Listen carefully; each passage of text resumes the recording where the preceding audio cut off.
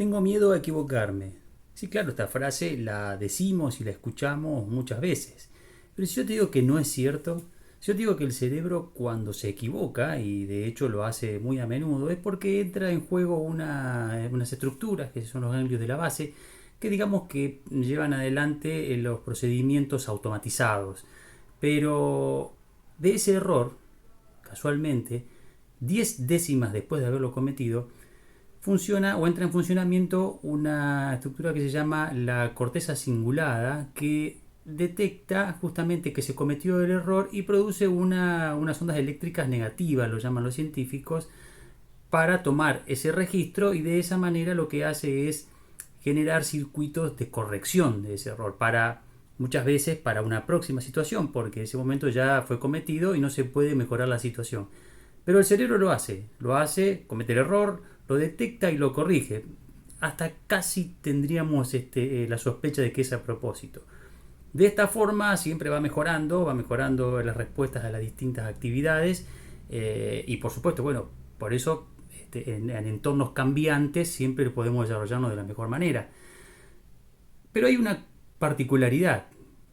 Cada vez que se comete un error y se activan las diferentes estructuras que te estoy contando, nunca se pone en actividad el circuito del miedo.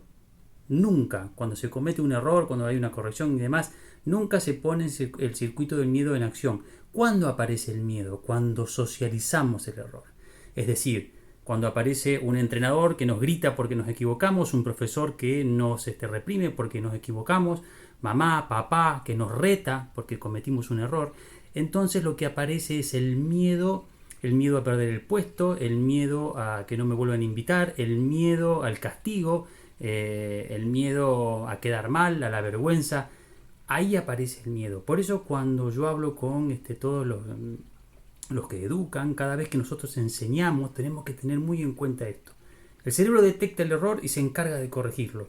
Lo que no podemos hacer nunca es enojarnos o retar sobre ese error, porque entonces sí, lo que va a hacer el cerebro es asociar el error a esa situación de miedo, y el cerebro lo que va a hacer en adelante es tratar de evitar justamente el miedo al reto, el miedo a la posibilidad de perder el puesto, el miedo a la vergüenza y demás. Lo que hace, en este caso, la persona, una vez que registra ese miedo, no es corregir, sino dejar de intentar. Para evitar este miedo, esta situación de peligro, el cerebro deja de intentar. Entonces tenemos jugadores menos creativos, alumnos menos creativos, hijos menos creativos o con miedos a intentar cosas nuevas.